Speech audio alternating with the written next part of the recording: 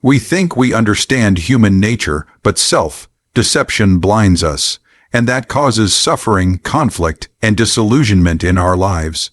You believe you know yourself, that your choices are yours, your love is pure, your morality is noble. But what if I told you, these are comforting lies your mind tells to protect you from truths you were never meant to face? Tonight, we are pulling back the curtain on the human mind. Confront 5 brutal truths about human nature Freud warned us about. Truths you are not ready to hear, but must. In the quiet chambers of the mind, there lurks an ancient beast, your ID, whispering cravings you dare not speak. I am your guide tonight, not to comfort you, but to unveil the truths buried beneath your civility. Prepare to meet the self you have long hidden from yourself.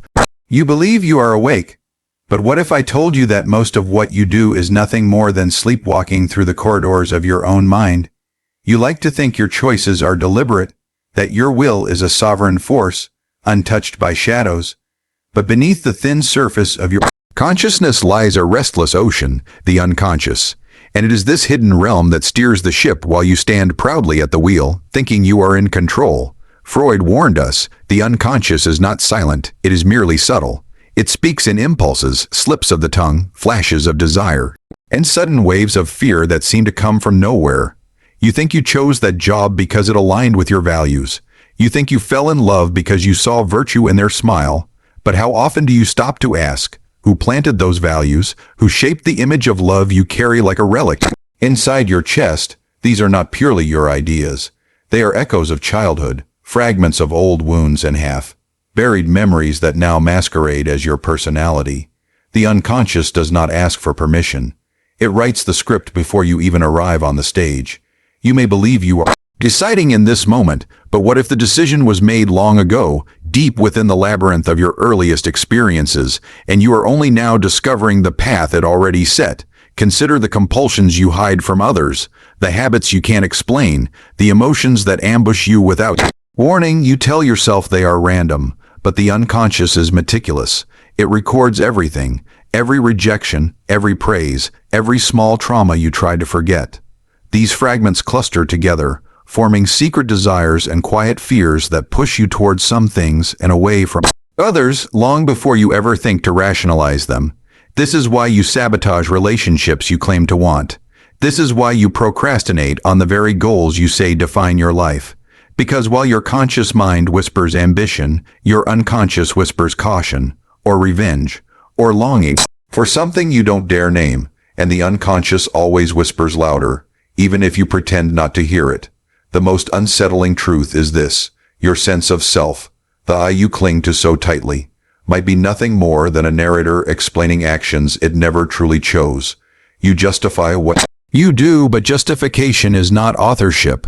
The unconscious acts first, then your conscious mind scrambles to create a story that makes it all seem reasonable. You call it logic, but it is often camouflage. Every dream you forget, every emotion you suppress, every childhood memory you think is gone, they are not gone. They are alive, pacing in the basement of your mind, waiting for the moment you are distracted so they can slip through the cracks and shape your world once again. The unconscious is not past. It is present, always present, like a hidden hand resting on the back of your neck, guiding your gaze where it wants it to go, pulling you toward people and choices that feel like fate, but are really the echoes of unfinished stories inside you. You like to imagine yourself as good, as moral, as someone who stands on the higher ground of virtue while others falter. It comforts you, this belief that your choices come from some inner light of righteousness. But what if this morality you guard so fiercely is not a beacon of truth, but a mask you learn to wear, a mask crafted not by your soul, but by the relentless pressure of the world to tame the wildness within you? Freud warned us that morality is not born from purity, but from repression. Deep within you, the ID stirs, a creature of desire, raw and instinctive, hungering for pleasure without concern for consequence. Yet you rarely hear its voice directly, because standing over it is the superego, the internalized voice of parents, teachers, and society. A stern judge who learned long ago to scold and shame your primal impulses until you buried them under layers of acceptable behavior. What you call morality is often just fear of punishment dressed in noble words. Think about the moments when you feel proud of doing the right thing. Did you choose virtue because it was inherently good, or because choosing otherwise would have filled you with unbearable guilt? Notice how morality often feels less like freedom and more like tension, a tightrope you must walk to avoid falling into shame. This is not the clear voice of truth. It is the echo of every disapproving glance you've endured since childhood. You smile at strangers not because your heart overflows with love for them, but because you were conditioned to fear rejection if you reveal your indifference. You donate to charity and call it generosity, yet part of you hopes to be seen as kind, to be relieved of that gnawing guilt that whispers you are selfish. You obey laws not because you are inherently lawful, but because the shadow of consequence looms behind your thoughts. These acts appear moral, yet their roots are tangled in self-preservation. And still, the ID does not disappear. It waits, coiled in silence, leaking through the cracks when your vigilance slips. That flicker of satisfaction when a rival fails. That surge of pleasure when you break a small rule and get away with it. You call these moments lapses, mistakes, sins. But they are not accidents. They are glimpses of the creature you buried under the costume of virtue. Morality is the disguise you crafted to move safely through the tribe, to survive the judgment of others, to suppress the chaos that simmers beneath your calm exterior. But suppression is not transformation. The ID does not become moral simply because you pretend it isn't there. It learns to hide behind moral words, to cloak its hunger in gestures of decency, to disguise desire as duty. And so you become two people, the one who obeys and the one who secretly longs to disobey, the one who kneels before the rules while quietly dreaming of breaking them, the one who plays the saint while nursing the heart of a sinner that never truly went away. You speak of love, of friendship, of cooperation as if these things are free from the shadow of ambition. You believe your bonds are built on mutual respect, that your care for others is untouched by selfishness. But beneath the gentle words and the tender gestures, Freud saw something more unsettling, a constant, silent struggle for power. Every human relationship, no matter how sacred it seems, carries the hidden current of domination. Even when you swear you want equality, part of you aches to rise just slightly above, to be the one whose voice is followed, whose presence commands. This impulse is not something you consciously plan. It emerges from the ego, that fragile architect trying desperately to prove its worth in a world where worth is always at risk. The ego wants stability, safety, recognition, and to achieve these things, it learns to maneuver people like pieces on a board. You smile to disarm. You flatter to gain trust. You listen not only to understand, but to gather leverage. And when you offer help, part of you hopes they will now feel indebted to you, bound by an invisible thread of obligation. Notice how even your kindness can carry calculation. You tell yourself you give freely, yet if your offering goes unacknowledged, how quickly resentment blooms. This is not pure generosity speaking. It is the ego protesting a failed bid for influence. And when someone defies you, when they resist your attempts to guide or persuade them, the irritation that flares inside you is not merely disagreement, it is the wound of thwarted control. It is the quiet rage of the ego realizing it has been outmaneuvered. Watch closely the dynamics of love. Lovers speak of unity, of surrender, but even in the most passionate embrace, there is negotiation of dominance. Who leads, who yields, who defines the rhythm of the shared life. Freud would say this is not corruption, but instinct. The ID desires pleasure, the ego desires control, and together they weave a dance where every gesture contains an element of strategy. You may call it romance, but somewhere within it, there is always conquest. Even friendship is not immune. You gather allies, not only because you like them, but because they become extensions of your influence. You seek circles where your voice carries weight, where your status rises through association. When a friend surpasses you, you smile, yet something deep inside clenches, a spark of rivalry, the primal wish to reclaim your position. And when you offer guidance, advice, even comfort, there is often a quiet satisfaction in being the stronger one, the one who knows, the one who leads. This drive is not evil, though it wears many masks. It is the residue of our earliest struggles, when as infants we learned that to cry was to command, to charm was to control, to grasp was to survive. Those lessons never faded, they only became more sophisticated. Now you use charm instead of cries, persuasion instead of force, strategy instead of screams. But the motive remains, to shape the world around you so it bends just slightly closer to your will, to ensure you are not swallowed by the wills of others, to stand not merely as part of the group, but as one step above it, safe from the chaos that comes when you are at the mercy of someone else's power. You speak of freedom as though it is your highest desire, your ultimate destiny, as if the soul inside you is straining to break loose from every chain. You praise freedom in your words, you chase it in your dreams, but when it stands before you, vast, ungoverned, without map or guardrails, you tremble, because true freedom is not the gentle gift you imagine. It is a terrifying expanse, an endless sky with no landmarks, no rules to tell you who to be, and no structure to contain the chaos that lives within you. And that chaos is what you fear most. Freud would tell you that the mind craves order as much as it claims to crave liberty. The idea is wild, yes, but the ego depends on boundaries to feel real. Without the structure of rules, roles, and expectations, your sense of self begins to dissolve like smoke. You say you want to be free to choose your path, but the moment you stand at the crossroads, staring at infinite options, you feel not exhilaration but paralysis. Freedom hands you the pen and demands you write your own meaning. And most would rather cling to someone else's script than face the terror of a blank page. This is why you seek authority even as you resent it.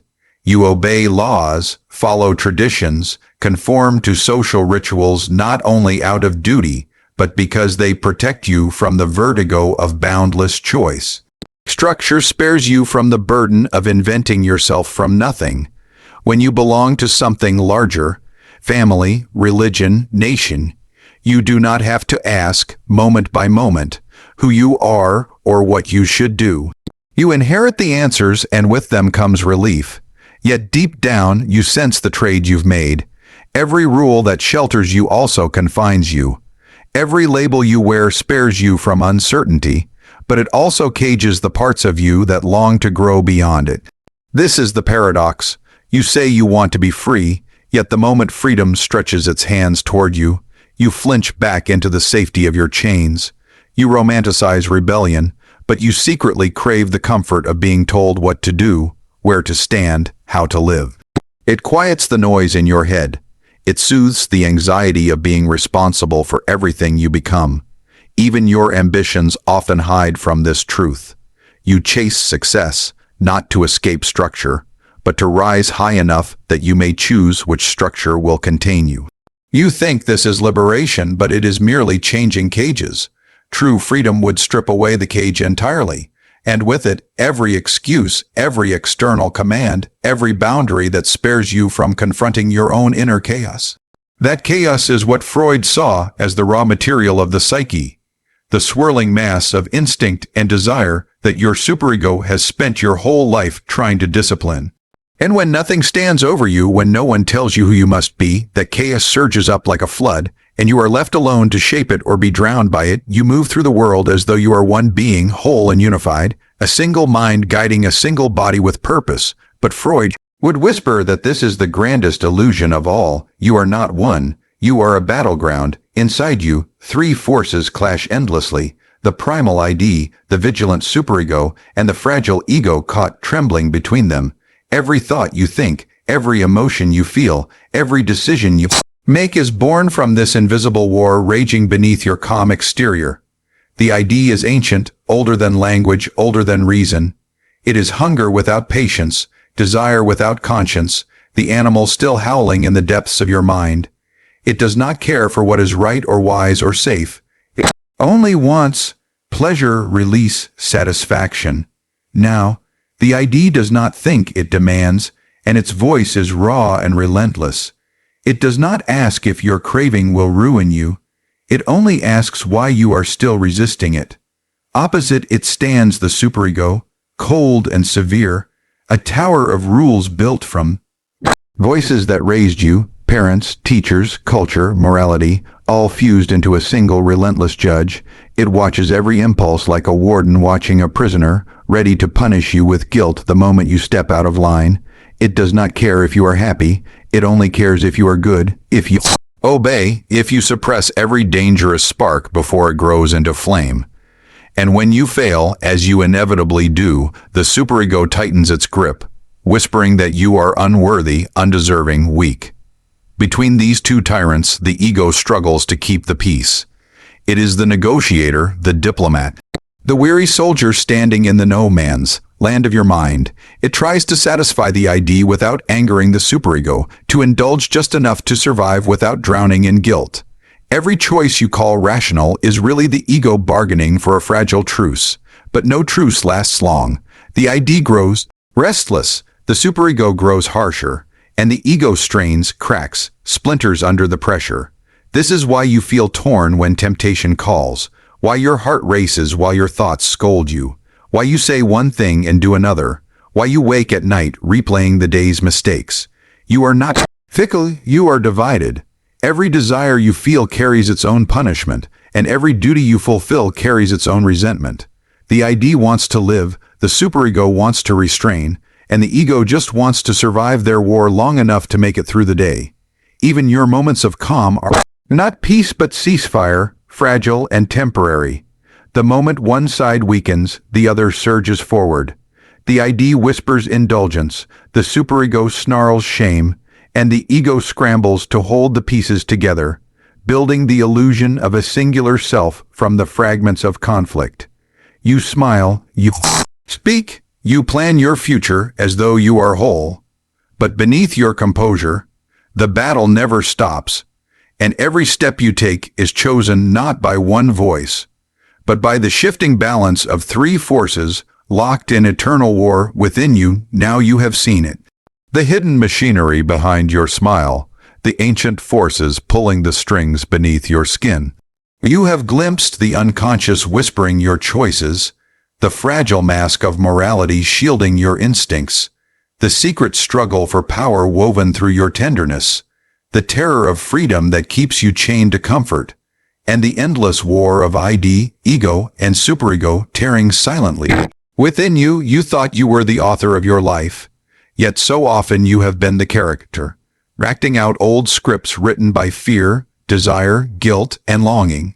This is the truth most cannot bear to look at, that what we call self is not a solid monument but a battlefield, and that the harmony we crave is only ever borrowed, never owned.